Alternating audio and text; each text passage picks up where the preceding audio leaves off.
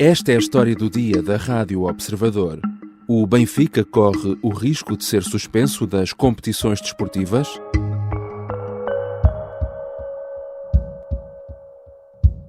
As SADs de Benfica e também Vitória de Setúbal, ainda Luís Filipe Vieira, também Paulo Gonçalves e os antigos dirigentes dos Sadinos foram acusados de corrupção pelo Ministério Público no âmbito do caso dos e-mails. O caso dura há vários anos, mas só agora o Ministério Público deduziu a acusação. A SAD do Benfica é acusada de um crime de corrupção desportiva.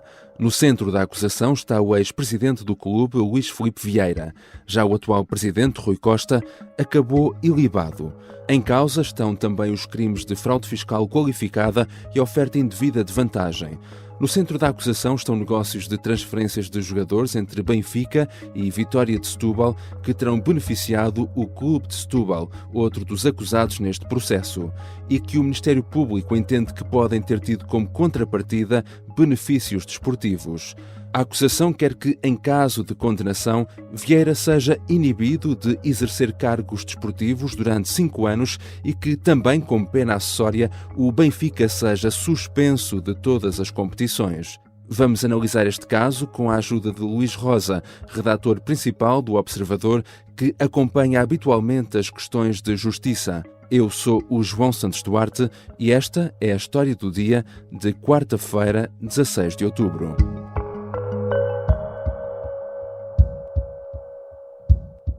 Bem-vindo, Luís. Olá, João. Luís, este é um caso já antigo. Recorda-nos o que é que está aqui em causa. Bem, a acusação pode ser explicada de forma muito sucinta nos seguintes termos. Luís Filipe Vieira, Paulo Gonçalves, ou seja, Luís Filipe Vieira, presidente do Benfica, Paulo Gonçalves, assessor de Vieira, e a Benfica SAD, enquanto pessoa coletiva, foram acusados de corrupção desportiva por factos relativos a um período entre 2014 e 2022. Grosso modo, o Ministério Público entende que tem prova sólida, e aqui parece-me de facto uma prova sólida, de como o Benfica pagou dívidas do Vitória de Setúbal ao longo de várias épocas, através da contratação simulada de vários jogadores de futebol.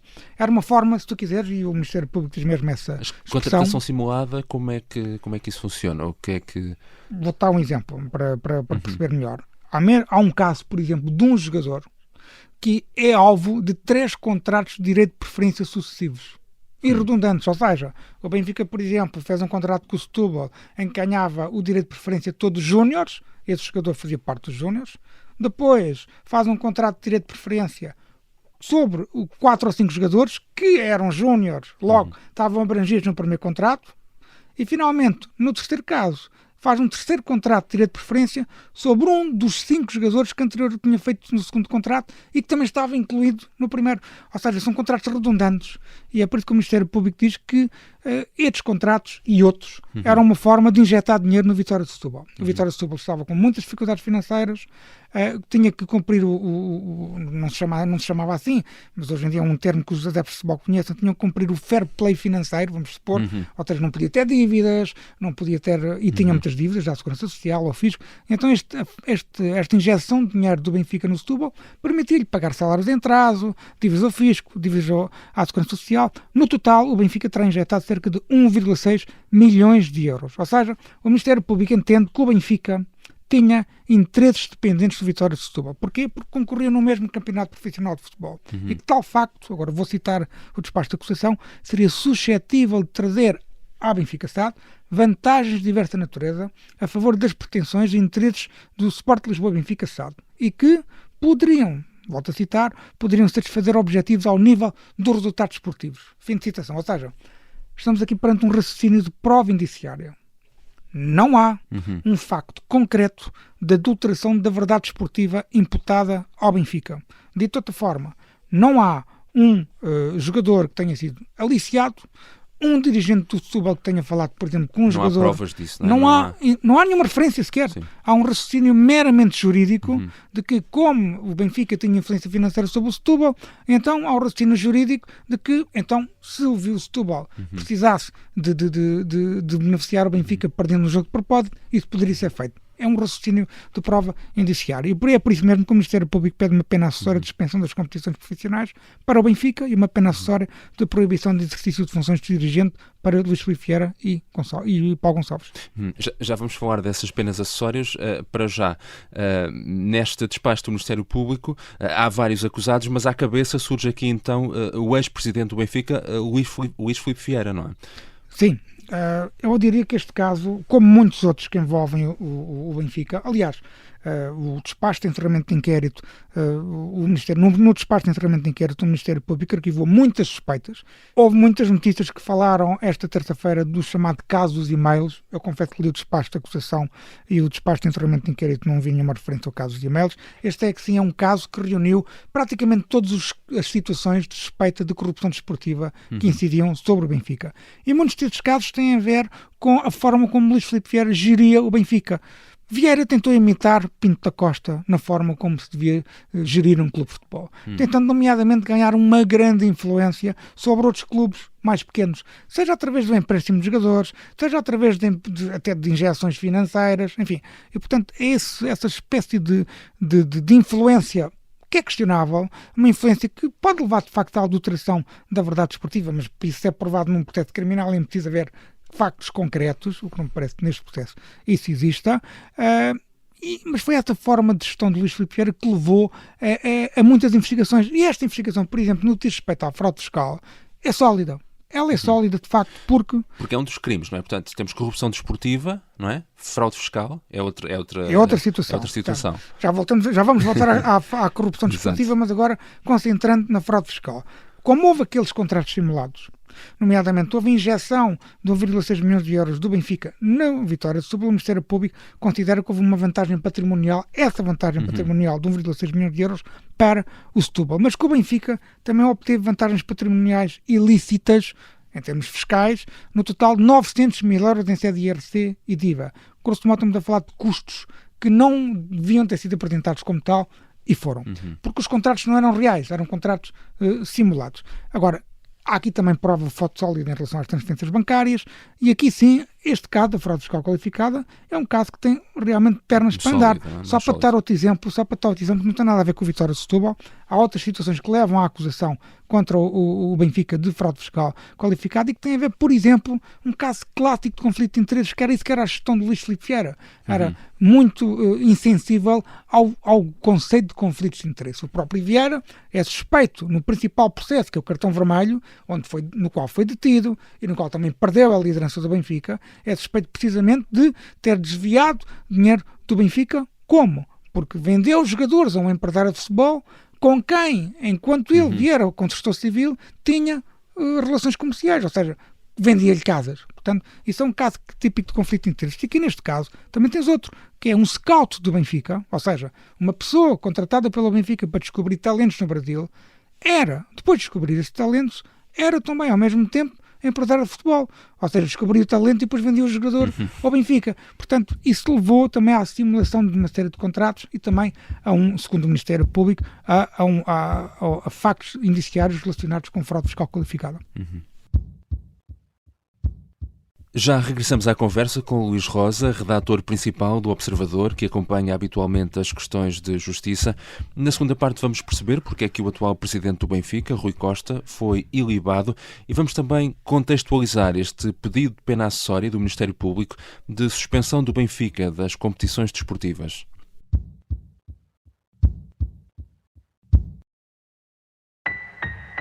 Não havia mulheres assim, ou havia muito poucas mulheres assim em Portugal. Esta é a história de Vera Lagoa, a mulher mais temida pelos poderosos de todos os regimes. Afrontou Salazar, desafiou os militares de Abril e ridicularizou os que se achavam donos do país. Episódio 3. A segunda mulher mais bonita de Lisboa. A Grande Provocadora é uma série para ouvir em 5 episódios que faz parte dos Podcast Plus do Observador. É narrada por mim, José Mata, com banda sonora original de Molinex. Os assinantes do Observador têm acesso antecipado a todos os episódios desta série. Os Podcast Plus do Observador têm o apoio da Kia. Estamos de regresso à conversa com o Luís Rosa.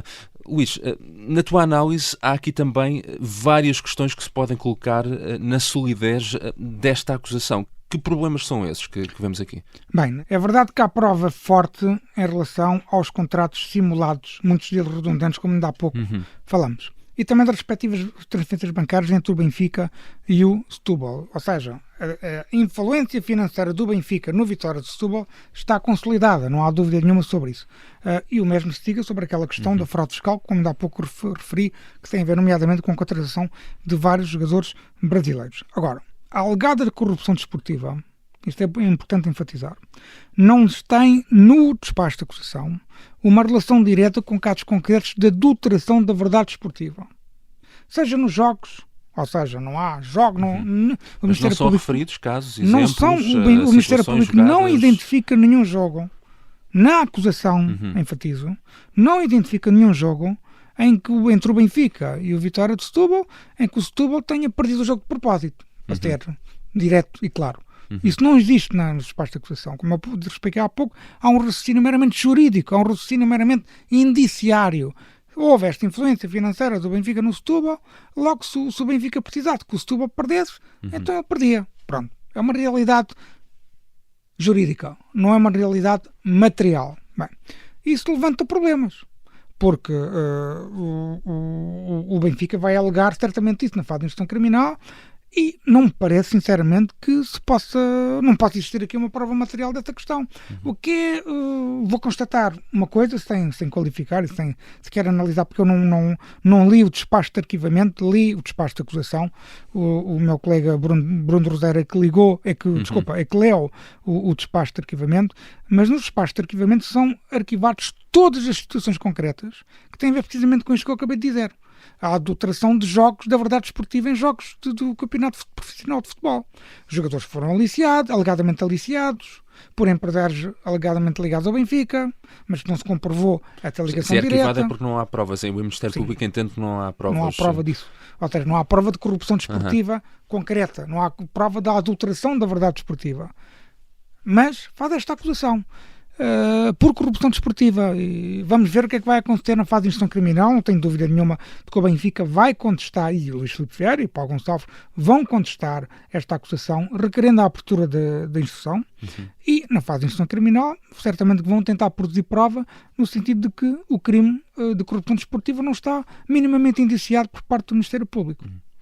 Porque é também importante as pessoas terem sempre presente, e explicando muito brevemente, até um caso até chegar a julgamento, ainda há todo um processo, né? Processo de instrução. Sim, pode até nem... A fase de instrução não é muito demorada. Há um mito sobre o que a fase de instrução faz protelar o julgamento, os processos, não é verdade. Geralmente, a maior parte das vezes é a fase de recursos e, noutras situações, é a fase de inquérito. Algumas vezes, excepcionalmente, é a fase de julgamento. Por exemplo, o caso do Banco Português de Negócios levou quase 7 anos a ser julgado, e vamos ver se o processo do Universo Espírito Santo começou esta terça-feira. Não leva pelo menos metade desse tempo. Mas isso é outra conversa.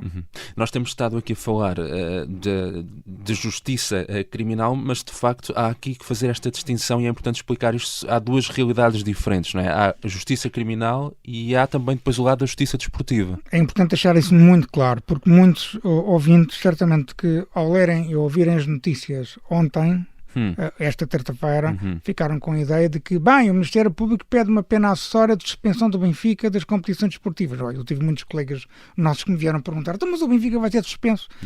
Nomeadamente sportinguistas. Mas não, o Benfica não vai ser suspenso neste momento, isso não está em causa. O que acontece é que, como eu expliquei há pouco, uma coisa é a pena acessória, que faz parte do processo criminal, faz parte de uma pena de prisão suspensa ou efetiva que possa vir a ser decretada.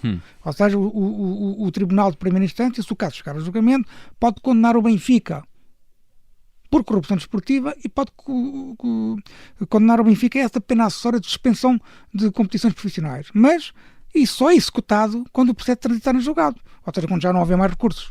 Pronto. Outra coisa é a justiça desportiva.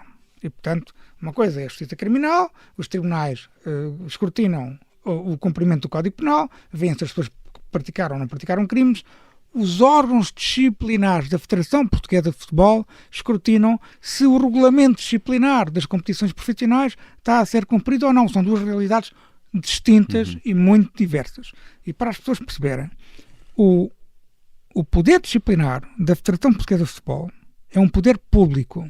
Ou seja, a Federação Portuguesa de Futebol é uma instituição de utilidade pública.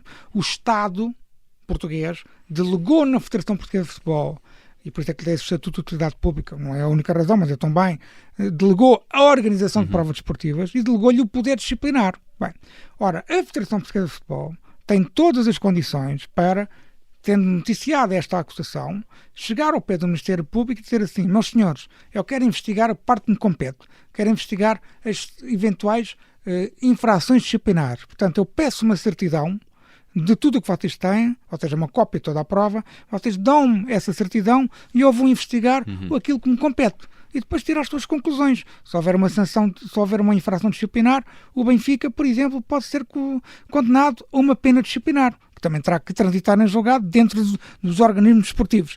Qual é a pena disciplinar? Por exemplo, a perda de pontos. Vários juristas de direito desportivo explicaram-me que não é a descida de divisão, é a perda de pontos. Mas seja qual for a questão, isso é um processo de justiça desportiva. E neste momento, a Federação Portuguesa de Futebol, o Conselho de Disciplinas da Federação Portuguesa de Futebol, ou os órgãos disciplinares da Liga de Clubes, agora não sei dizer qual é o que tem competência para investigar já de imediato, mas quer um, quer outro, podem fazer isto que eu te acabei de dizer. Em nome do poder público disciplinar, que o Estado lhes delegou, podem chegar ao pé do Ministério Público e pedir uma certidão dos casos. Foi precisamente isso que aconteceu na Operação Apito Dourado.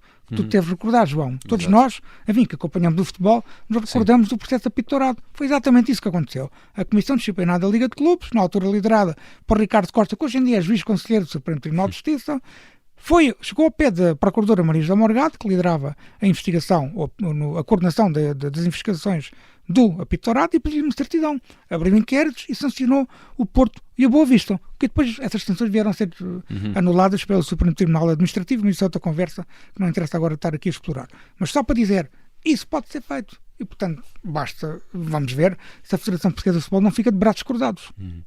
Voltando a este caso, como é que o atual presidente do Benfica, Rui Costa, que na altura fazia parte desta administração, como é que acaba por ser ilibado nesta acusação? Bem, grosso modo, o Ministério Público, de forma bastante simples, o Ministério Público considerou que o Benfica era dirigido por Luís Filipe Vieira de forma centralizada e autoritária. Aqui o autoritário é um adjetivo meu, não do Ministério Público, mas que havia uma gestão muito centralizada e, portanto, era Luís Filipe Vieira que dava instruções sobre como é que estes contratos que estão aqui sob suspeita eram feitos ou deixavam de ser feitos. Obviamente dando ordens a Paulo Gonçalves, que escrevia, até redigia esses mesmos contratos, que era o assessor jurídico, se quiseres, que ele é advogado, e portanto estes dois, Luís Filipe Vieira e Paulo Gonçalves, são os únicos responsáveis por estes factos que estão aqui em causa nesta acusação. Rui Costa e também Domingos Soares de Oliveira, que era o CFO, o administrador financeiro do Benfica, os dois, de acordo com o Ministério Público, com a prova que o Ministério Público entende ter reunido, não tiveram uma intervenção fundamental nesta questão. Até chegaram nem sequer a assinar alguns contratos, mas seja como for, não estavam dentro do alegado plano criminoso, porque o Ministério Público imputa ao Benfica a criação de um plano criminoso com o Vitória de Setúbal. E dizem que o Ministério Público diz que o Rui Costa e Domingos Soares de Oliveira estava fora. O que não quer dizer que o Rui Costa não saia aqui beliscado. Obrigado, Luís. Obrigado, João. Até à próxima. Luís Rosa, redator principal do Observador, acompanha habitualmente de perto as questões de justiça. Esta foi a história do dia. Neste episódio, usamos ainda um som da TVI. A sonoplastia é de Mariana Sousa Aguiar. A música do genérico do João Ribeiro. Eu sou o João Santos Duarte. Até amanhã.